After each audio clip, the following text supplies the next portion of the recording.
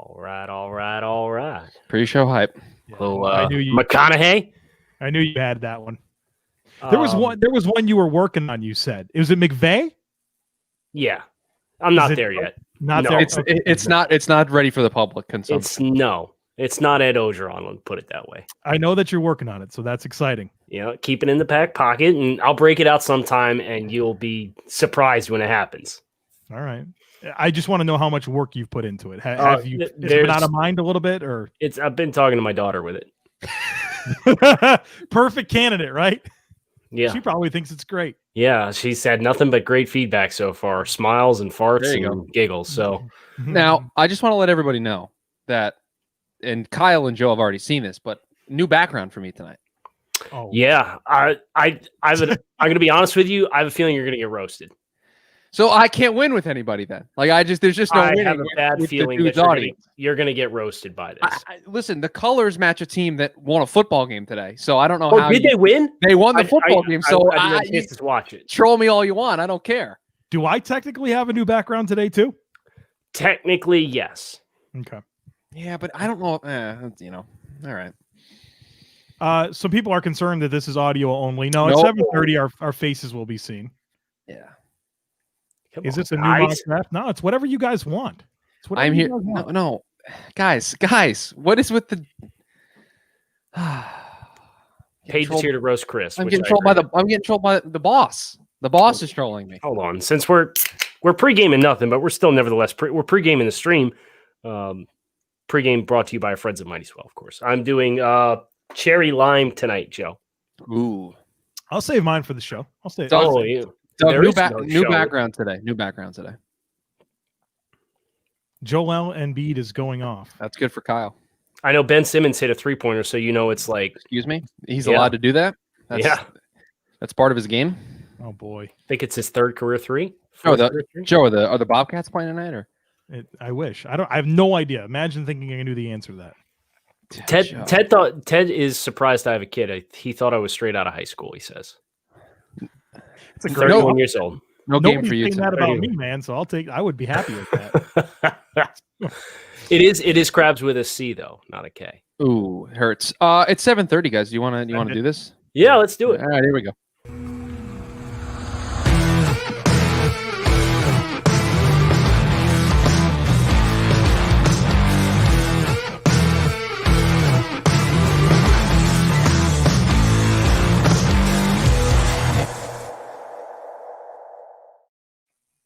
Oh, the background, my eyes. Gentlemen, Mighty Swell, Blackberry. Oh, nice. Good call. Going of course. Pop it. Oh, I already. Can we get a proverbial cheers for everybody who's been doing the live streams with us? Yes. Cheers. Thanks for tuning in on New Year's Eve. Cheers.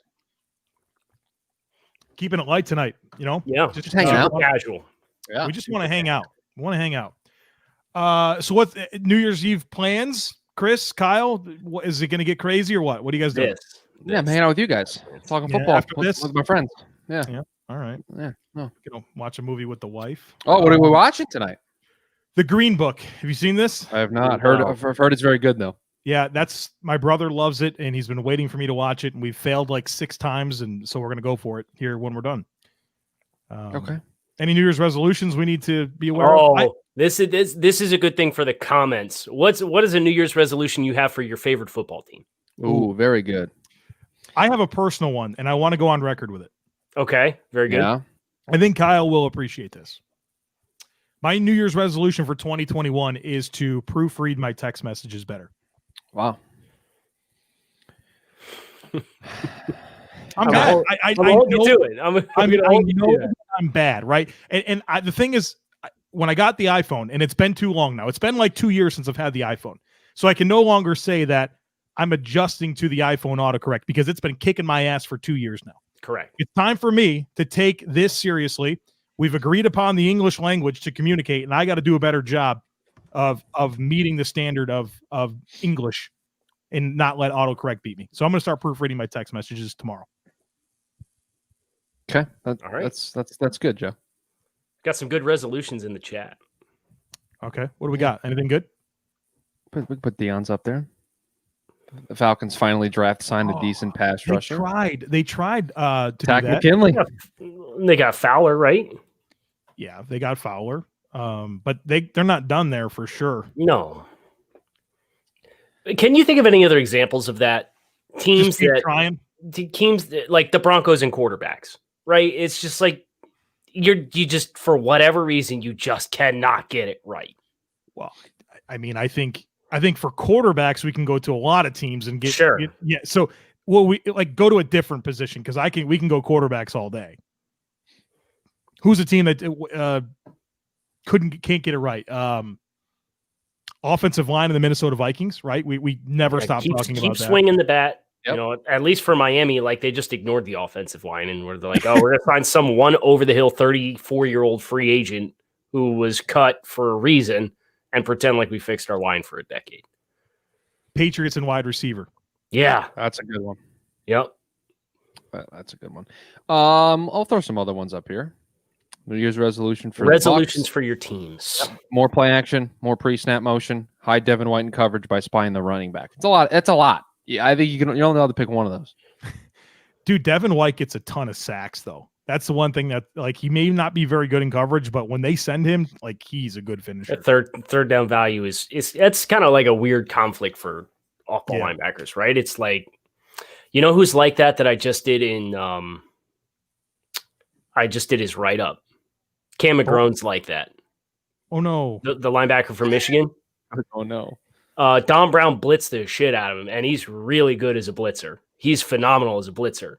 But really all he's done in coverage is green dog blitzes versus picking up backs out of the flat and some shallow zone stuff. I'm for that though. Like if you can't cover, then just run him, right? Like if he's not coming, you're going, right? So Douglas wants to know why Chris is streaming from the lobby of IKEA. Listen.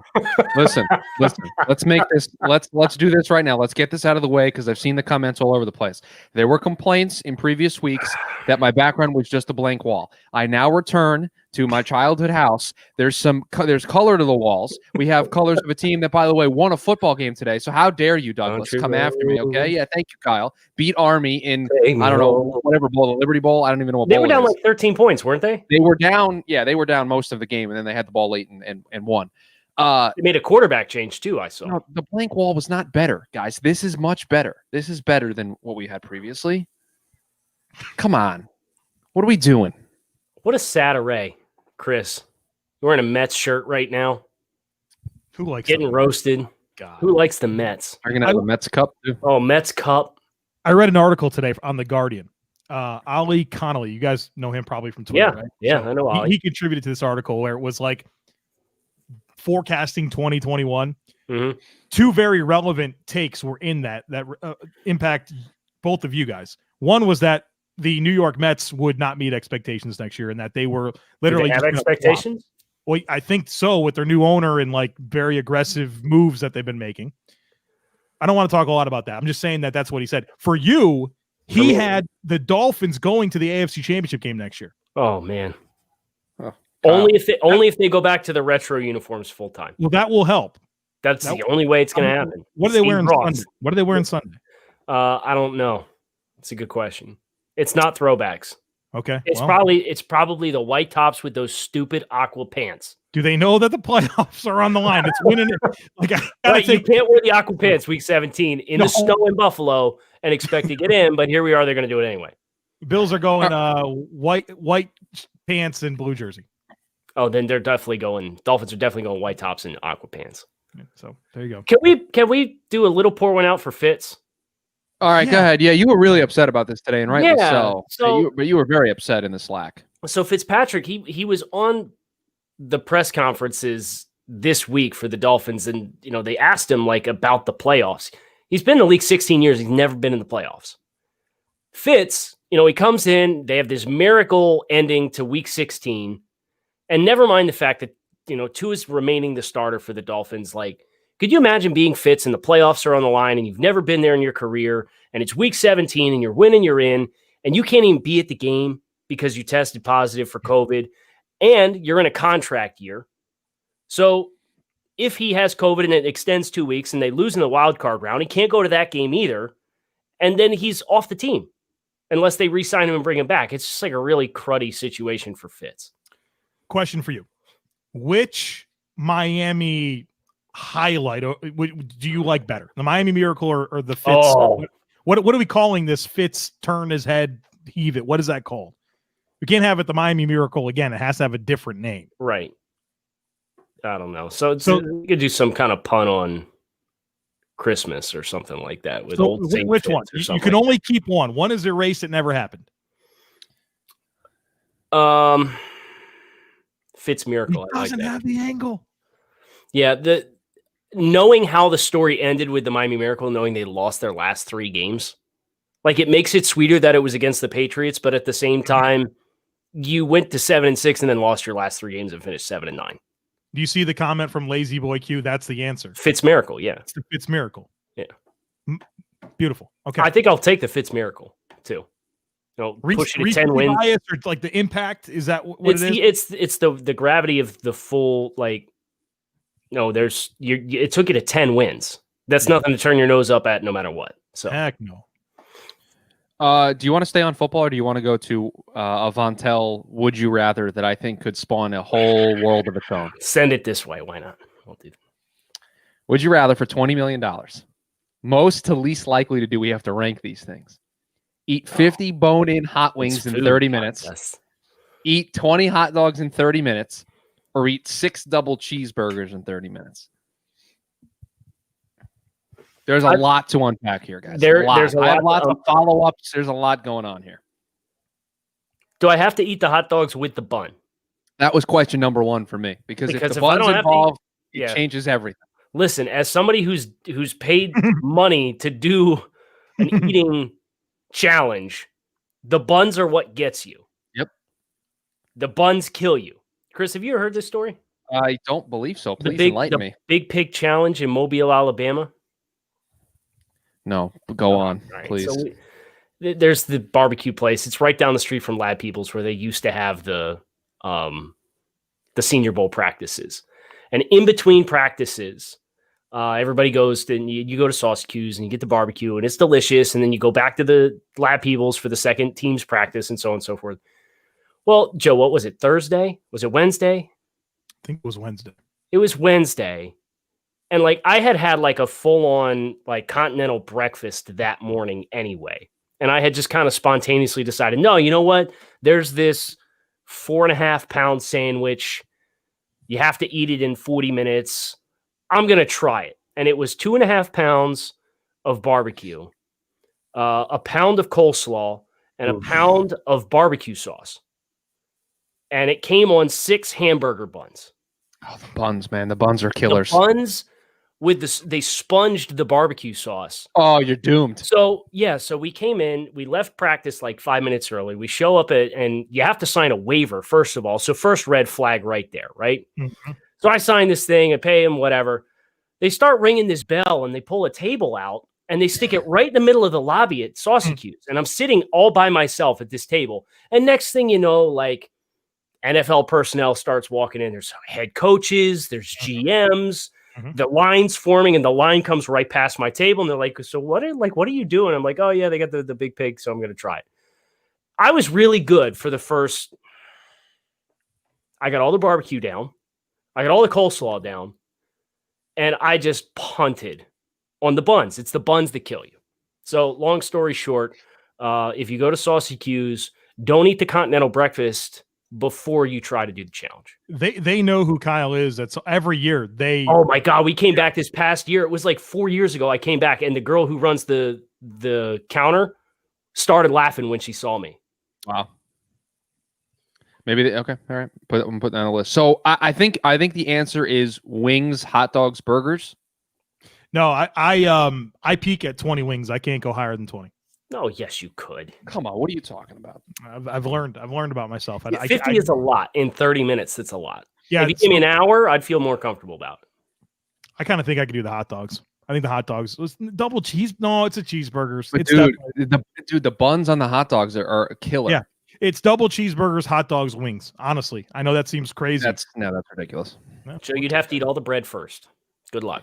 Just eat all right, we'll discuss this because I think the boss is watching. So let's Let's Oh, talk about this here. That's above my pay grade. what should the Bears do with Mitch? I think they should run it back, bring him back for a 1-year deal, and see what happens. Because you're not in position to get a meaningful quarterback in the draft. Jacoby Brissett, does that interest you? No. Jimmy Garoppolo, what interests you out there for veterans? I mean, if you can get a Matt Ryan or a Matt Stafford, sure. Mariota, sure. Sam Darnold. There's only one Sam Darnold. Right. And the resolution for everybody is not going to be Chris, you just want to drum up the Darnold market as Jets. Everybody, listen, you need a quarterback? Call Joe Douglas. Can they get Mariota? Is that realistic? I would like okay. that. I would like that a lot. Mariota. They should. He can give you similar dynamics to what Mitch can. It's just a different set of problems, right? Like Marcus is overly conservative. And, maybe his time in Las Vegas and kind of sitting and kind of composing himself. There's some people that have thought that, maybe he takes the Ryan Tannehill pathway and he goes somewhere else and gets a chance to start and find success. I don't know if Chicago's the right place for that. I kind of like his fit with Matt Nagy, assuming Nagy's back. I don't see why he wouldn't be. I think he'll be back. Yeah. Yeah. So Mario is an interesting one. I still think your Trubisky is probably your best option, all things considered. Run it back because it's not going to cost you a bunch, right? What's it going to cost? Maybe they should have just signed Mariota instead of traded for Foles. Well, that's the other issue is they have that Foles contract that's just sitting there that they can't do anything with. Jacksonville low-key pulled a miracle just by moving that contract at all. Yes. Unbelievable. Unbelievable. This one from Sam here. If you're the New York Giants, would you rather make the playoffs miraculously and give the playoffs a shot or lose and get the highest draft pick possible this year? I think this is easy. I think they should hope to make the playoffs. Yeah. Give me the playoffs, please. Because you're talking about what are they going to pick? 10, 11? There's 19 in the playoffs is better than 10 and not the playoffs. Yeah, it'd be different if they had 4 wins, which when we talked about this at the beginning of November, and I said, I thought from a Giants perspective, in the midst of a bad NFC East, what's best for the Giants' future is to not win the division. But the way that division has trended and everybody's kind of won a couple games late here, you lose this game and you're 5-11 and you're probably going to pick 9th. And so you're no longer looking at these. Unfortunately, this is one of those years where there's a lot of haves and a lot of have-nots as far as wins and losses go. You have a disproportionate amount in the AFC of 11 win or 10 and 11 win football teams. You have a disproportionate amount of 11 or 12 or 13 lost football teams. So, it has a lot less weight when you're talking about the cost being 10 picks difference and not getting a top 5 pick, which is potentially when we were back in November, what you were looking at for the Giants. When the Bills were in their 17-year playoff drought, my fear every year was that the Bills would somehow find a way to go 10-6 and not make the playoffs. And the reality is that's going to happen to some team in the AFC. At least. And not only not make the playoffs, you're not making the playoffs when there's 7 seeds available, which is just unfathomable to me. Right. I'm going to go on record right now. I'm already heartbroken for whatever team it is. Even if it's the Dolphins, dude, I'm literally going to be crushed over that. What if it's the Browns? You're literally they're in their own 17-year playoff drought. Imagine going 10-6, 7 seeds being available and not making the damn playoffs. Go ahead, Kyle. Go ahead. The Browns did this in 2008 too. Oh my God. They won 10 games in the midst of this 17-year stretch. They won 10 games, went 10-6, and did not make the playoffs that year. That's if this happens again, it's legitimately cursed. Legitimately cursed. And inherently, I think there's value in a young team with a young coach and Joe Judge to learn how to play in the postseason, right? And I know that's a weird thing to say, but there's value to that, right? Even if they go in and get the doors blown off of them in that first round matchup, there is value in that experience. Yep. So I'll take that over the draft pick, especially when, listen, we think they've got the quarterback situation figured out. They're not going to take another quarterback for a while.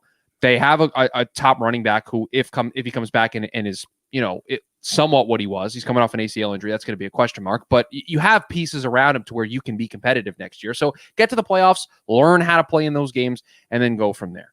This one from Jared. Would you rather a 6-team college football playoff or an 8-team college football playoff? And this is I was going to say this is a perfect opportunity to tease the show that we dropped this morning, Scouting Guide to the College Football Playoff Semis, where the guys broke down all of the players that you should be paying attention to. So if you haven't listened to that episode, go listen to it. But yes, the answer is 8. I really liked it. We talked about this a couple of weeks ago. It's like, give me 5 automatic spots for your Power 5 conference winners.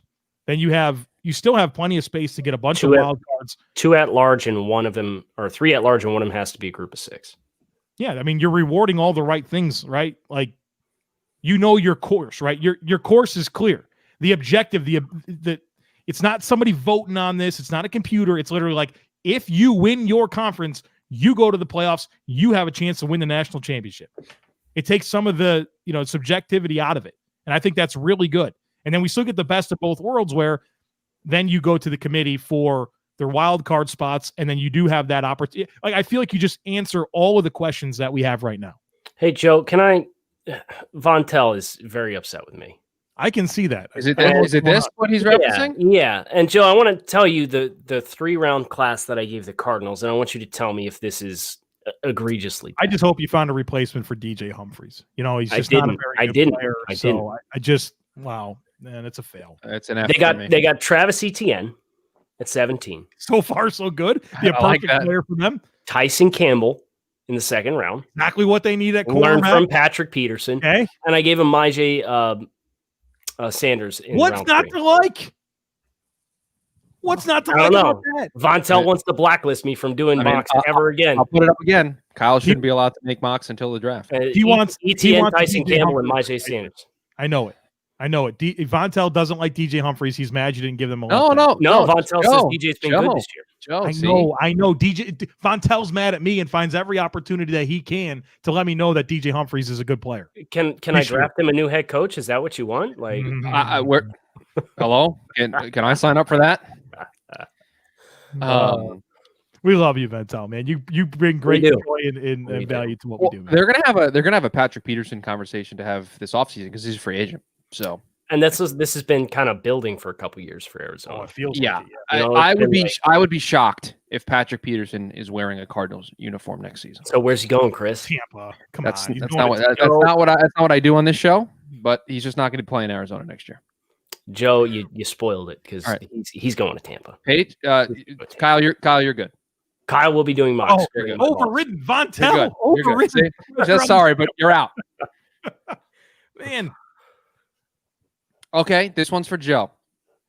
Since we're having a nice little New Year's Eve celebration here. Guy, what's okay? Steakhouse, right? We actually literally don't have to read it because this is not going in the podcast. No, it's not going in the podcast. No, there's no podcast here. It's hard. Okay. Ruth's Chris. I mean, come on now. I mean, I like Longhorn. That's the best chain.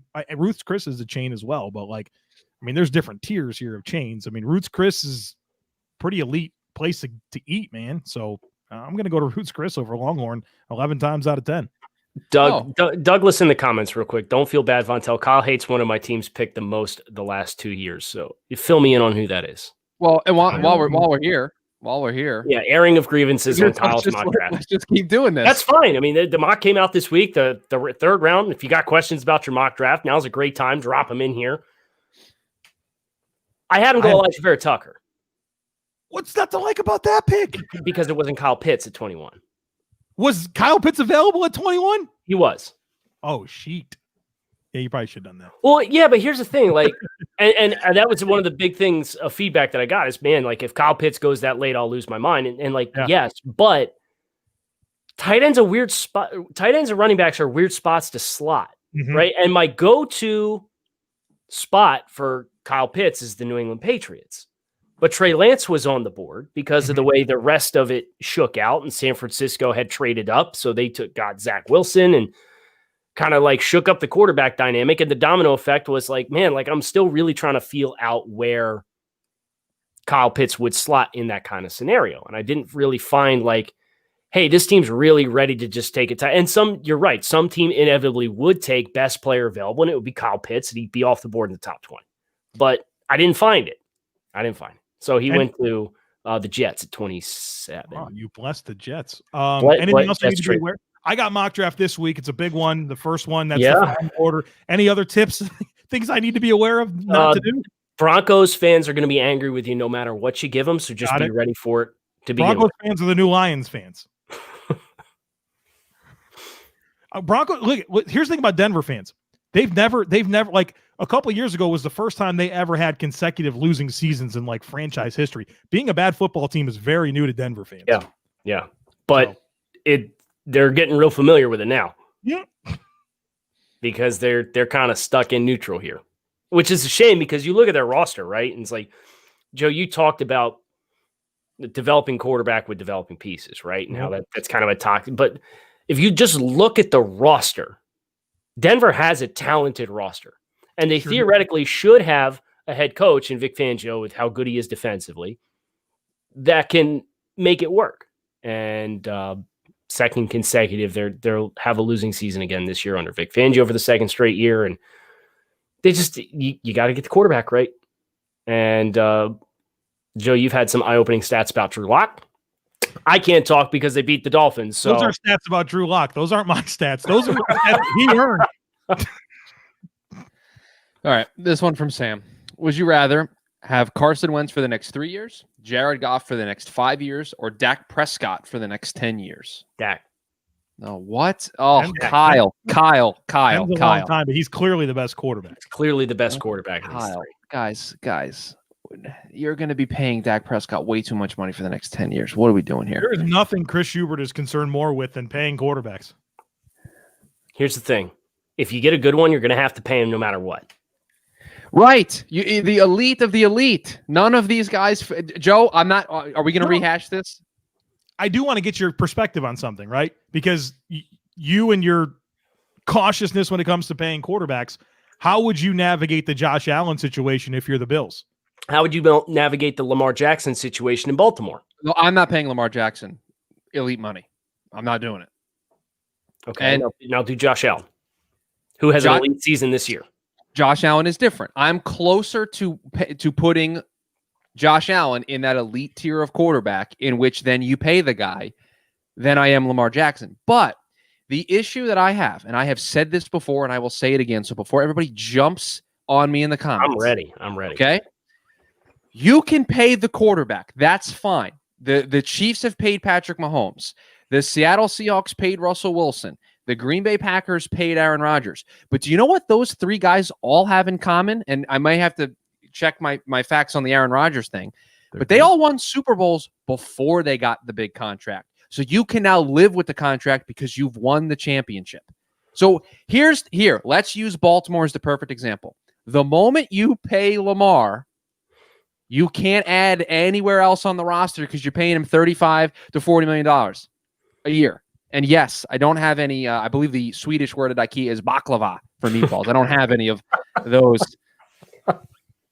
That's got to go on the soundboard, man. That was a good moment right there. Chris, here's the thing. I'm not afraid of paying a quarterback because it's not about giving them the money. It's about how the contract is structured. Yep.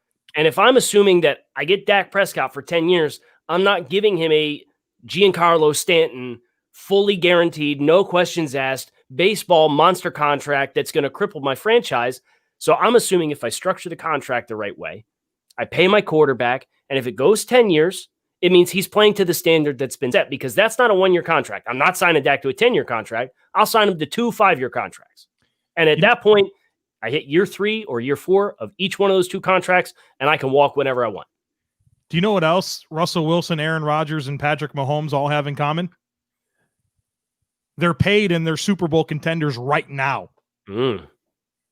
Right, but okay. But let's use Mahomes as an example because I think it's a good one. In 2 years from now, 2-3 years from now, is that Chiefs team going to be able to still be a contender? I'm glad you brought this up because the Chiefs don't owe Patrick Mahomes $1 beyond 2024. Not one. They can walk whenever they want. They've structured the contract well. But so look at Kyle's point. Right. But so two things work there. One, Mahomes is in the status of quarterback that I would pay regardless, right? And two, the contract is structured properly. Ask the Rams how the Jared Goff contract is structured. Ask Detroit how the Matt Stafford contract is structured. Ask Philly how the Carson Wentz contract is structured. There are more examples of my argument than there are of yours. And is that because of paying quarterbacks, or is that because of the way that those teams were structured before they had to pay the quarterback? Because they've built all this around a rookie contract, and now all of a sudden you got to fit this thing in here. Well, how do we do that? Well, let's defer the guarantees over a 6-year stretch so we don't have to pay the piper for an extreme amount of time. And lo and behold, the Rams have been giving out bad contracts for 3 years. Look at the Todd Gurley deal. Todd Gurley never played a snap on the extension that he signed. That's how bad the deal was. Zeke still hasn't played a snap on his extension. Right, and we might get there with his. Jesus. Oh, man, I would be beside myself if I were the Cowboys fans right now. Just knowing that you have 6 years, $90 million to Zeke.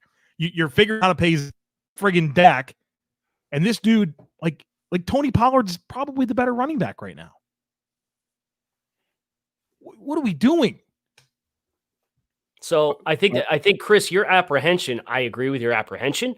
I agree with the issues that you take, but I think that is a greater issue with contract structures and salary cap management. And Howie Roseman the past 4 years has thought, oh, this is fun. It's monopoly money. I'm never going to have to pay. We'll just kick it down the road, la, la, la, la, la. And it didn't turn out that way. And now you're $71 million in the hole, and you paid Carson Wentz a contract extension that's going to be extremely difficult to get out of. I don't know if you guys saw, Mike Tannenbaum came on ESPN and was suggesting like Wentz writes the Eagles a $20 million check to make him tradable, and then he meets with it, gets traded to a new team, and they restructure the deal, and he gets his money back. That it's like, Mike, you ran the Jets into the ground, and you ran the Dolphins in the ground because of your cap management. That ain't gonna fly. It's not gonna fly. What? Go watch the video. Wow.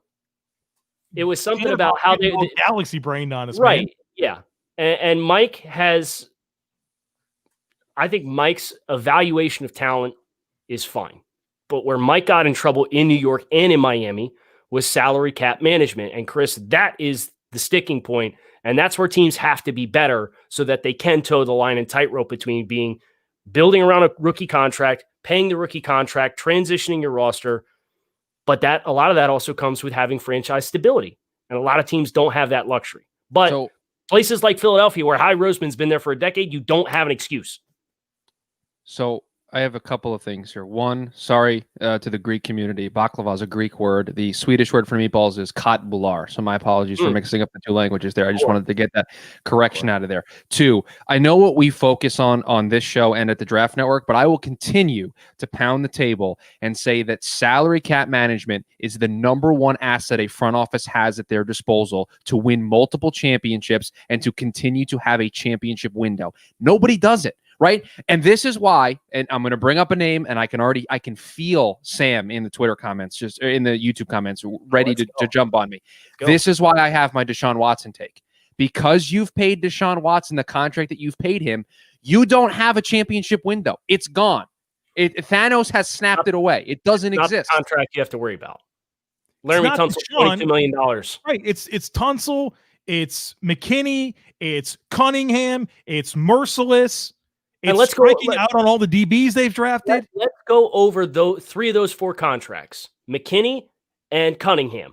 Off-ball linebackers. Off-ball linebackers, an extremely low-value position in the grand scheme of things in the NFL. Laramie Tunsil reset the offensive tackle market by 20%, and it's because Bill O'Brien was so desperate that he did the trade and didn't negotiate the contract extension at that point. So Tunsil knew, I got him by the balls. I'm going to let him twist in the wind, and I'm going to get as much money as I possibly can. So you trade 2 1s and a 2 for an offensive tackle who's on a contract year, and you don't get the extension done at that point in time. That's the bad move. And then you sign 2 off-ball linebackers to monster contracts. How much salary cap space do they have wrapped up into Cunningham, Tunsil, and Bernardrick McKinney? 35, 40? That's your problem, because that offsets the Deshaun Watson contract right there. And they don't have any draft capital. They're not getting any cheap players that are good. So I guess it's a chicken and an egg type debate here, Chris. I'm glad I'm here for this because I missed it last time. And the way Joe feels about paying running backs is the way I feel about paying certain quarterbacks. Like that's just the way I feel, right? I've used this example before. The Jimmy Garoppolo contract is structured perfectly because the 49ers are going to get out of that deal this year and they're going to be fine. They're going to continue to be able to just retool this roster and get another quarterback and potentially draft one or trade up and get one. They have every possible scenario is available to them this offseason at the quarterback position because of the way that they've done it. And Sam brings up a good point. The Texans also have the terrible David Johnson contract that they have to deal with as well. No, Yeah, Joe. Andre Hopkins. Let's not actually play. This isn't even about anything you said. This is about something that came through in the chat from Morgan Larson. Oh, is it this one? Yeah. Okay, that's fair. You're a lot of drunk right now, my man. What? What? Flores has the best odds to be coach of the year right now. Zach Taylor's won 5 games in 2 years.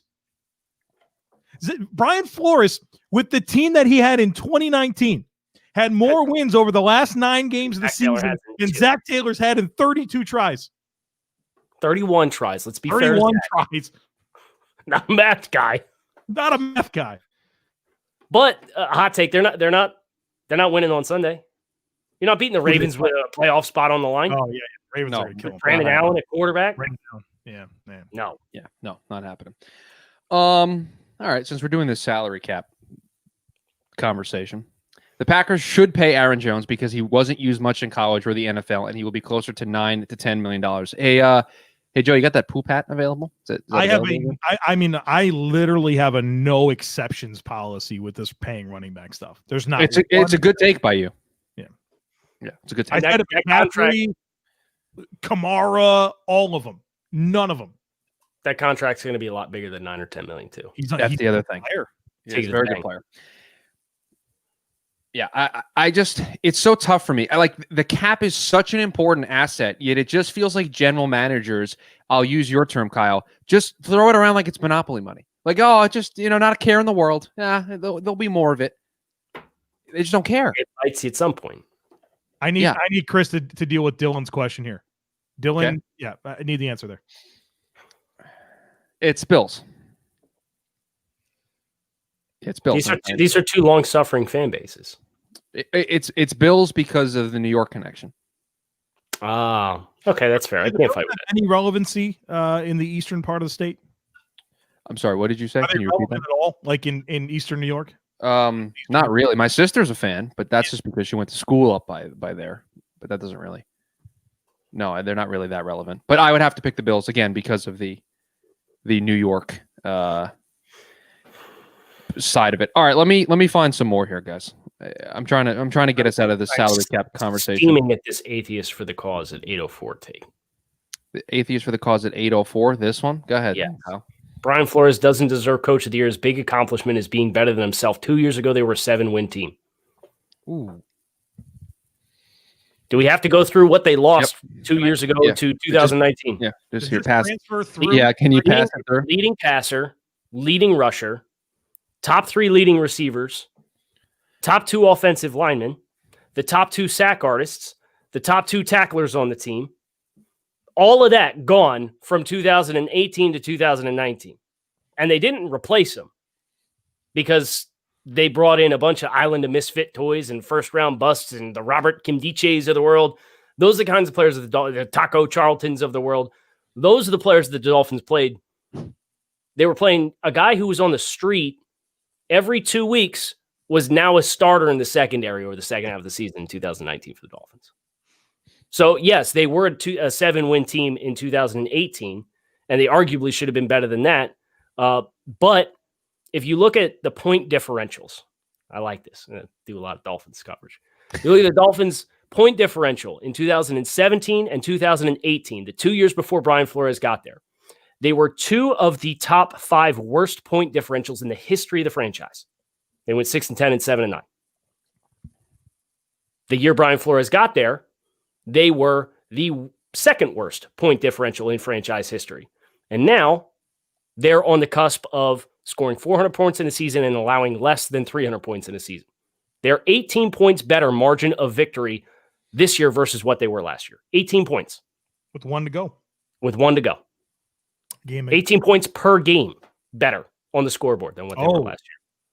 Yes. They averaged losing by 11 points last year per game that they played. This year, they're averaging winning 6.5 points per game. Say that again. What? Last year, the Dolphins averaged over 16 games. They were an 11-point deficit over a full 16-game season. So their average game, they lost by 11 points. And this year, they average winning by 6.5. Yo. That's a fun stat that I've never heard anybody talk about. That is a 17-point swing for those of you doing the home version of the game, doing math at home. So, Joe, yeah. This not one's a math for you. guy, though. Rahul not a math guy. Rahul says I'm here's what you guys need to know. Kyle is markedly better at math than I am. I literally changed my major in college so that I would be a Bachelor of Arts and not a Bachelor of Science because it meant I had to take less math classes. Wow. Yeah. I was going to put it up. But it's impossible. It's not going to happen. And specifically, it's not going to happen if they are in the playoffs when we're doing the show next week. With the top three. It's not going to happen. With the top three. Right. We're not going to be able to do it. If Paige mandates it, I will do it. How's that? Ooh. All right. No, so Paige can be the bad guy. Okay. So Joe, I have this one for you that I want to get into. Actually, I have two for Joe, if that's okay with you, Kyle. Sure. Go right ahead. I mean, I talk too much about my team, so let's. All right. This one from Sam. To go back to our running back conversation. Joe, is there ever a running back that you'd give an extension to? Is there a human out there that could change your thought process? Not today. Maybe in the 90s or early 2000s, like, sure, that'd be fine with me. But there's just no good example. There's no. What's the success story? What are you clinging to? The replacement value. It's too easy. The cap restrictions of paying running back it's. I mean, to pay McCaffrey, to pay Zeke, to pay Todd Gurley, to pay Joe Mixon. Gio Bernard's been better than Joe Mixon this year, and he's the veteran backup. Like, he's got a great mustache, though. He does have a great. That's very true. Tony Pollard's better than Zeke, and he's like 1,000th of the cost. Joe, if Davis had 1,000 yards this year for the Panthers. Joe, if salaries came down, does that change the conversation? Because I think that's more likely than a talent emerging that changes your thought process. I think a regression to the mean of running back salaries is it's not going to happen. I know, but that's the thing that gets Joe closer to wanting to pay a running back. Here's the thing that blows my mind with this whole conversation. To me, this is so obvious. The NFL is very happy paying running backs. They're doing it. They're doing it all the time. They're seeing all the same examples that I've seen, and they're still handing out these extensions at record-breaking paces every damn offseason. So, like, they're doing it. The running backs are getting paid. So there's no chance that it's going down. The most I would pay a running back. Okay, first of all, number one prerequisite to me even thinking about paying a running back is that I have a quarterback on a rookie deal. I support this message. And then I probably cap it about $5 or $6 million a year. That'd be the yes, Kyle Krabs, go ahead. Yeah, so the issue with paying running backs, and it's much more so prevalent for the running back position because of their early impact relative to a lot of other positions and the longevity of this position. Running backs is one of the only positions in the NFL that you're paying them for what they did, not what they're going to do. Mm-hmm. And that creates this ultimate kind of conflict. Whereas running backs, they covet that second contract because they know law of averages says it's the only one you're ever going to get. And your production on your second contract almost never, unless it's a unicorn, like a Derrick Henry or Adrian Peterson, lives up to the production you had on your rookie contract. So from a economics perspective, that's a hard pill to swallow. So I get why Joe's on the hill that he is, and he's not going to move off it. Kyle, you have to answer this one because I think Joe and I are too biased. Oh. Chris. I don't think it is. You think I'm doing that?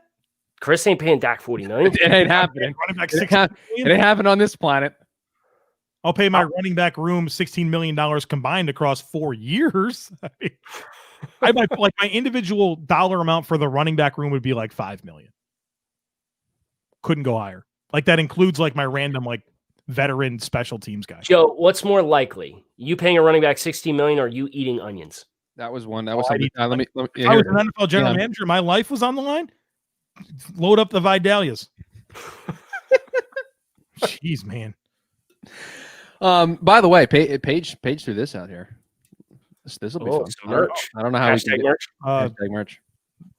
We don't. I think that's tied to the super chat. I believe it is. I don't know if it's on. Is super chats on? I don't know. Page is in the chat. Letting everybody know. Can we get? Let's get one more. All right. What do we want? We'll wrap. Where I found one. There was one about. Here you go. Let's have this conversation about trading the number 1 overall pick. Would you rather draft Trevor Lawrence or sign Dak and trade the pick for a minimum of a Herschel Walker sized deal? So this is if Dak Prescott hits the unrestricted free agent market. Yes, and just so we're clear, I'm going to look up what the Herschel Walker deal was. Just so it was a lot. I can tell you. Thanks, Kyle. Appreciate that. I'm not answering until I find out exactly what the Herschel Walker deal is. All right, well, let me look it up here. I'm on his Wikipedia page right now, scrolling through here. Nicknamed the Herschel Walker trade. The largest player trade in the history of the National Football League. Sent running back Herschel Walker from the Minnesota Vikings. Trade eventually involved 18 players and draft picks. Okay, so 18. the Vikings ended up with Herschel Walker, a third, a fifth, a 10th, and a third. Okay. And they sent 4 players. They got 2 firsts. They got 3 firsts, 3 seconds, a third, and a 6th. You know what? I feel like I can just. You're signing Dak. You're signing Dak and taking all of that cheap rookie labor, right? Can I share my screen in a way that will allow us to do this here? Because at the end of the day, it's a team game still. Here, can you see it? And Dak's not bad. I would sign Dak in unrestricted free agency and trade the number 1 pick for that bit right there. First round pick in 90, second round pick in 90, first round pick in 91, second round pick in 91, first round pick in 92, second round pick in 92, third round pick in 92. This did not work out for the Vikings. No, wait. This did not work out for either team, really. The Cowboys went on to win. No, that's a lie. It worked out majorly for Dallas because it kickstarted their entire dynasty. They won 3 Super Bowls after that. Yes. I think that first pick they got was that Troy Aikman, or was that the year after Troy Aikman? What year was it? Let me look. The 1990? Yeah. Like, there's got to be something out there that you can look up that shows what did the Cowboys get. I'm sure I could. Oh, here it is. The first round pick that Dallas acquired, they used it as a part of a deal with the Steelers to move up from 21 to 17. They drafted a guy. I don't know if you've heard of him. His name is Emmitt Smith. They used the pick for that. He's running back. First round running back. 1990, that was a great move, I'll tell you. They used the second rounder. They used it as a deal to try to get a third rounder, which they then moved up.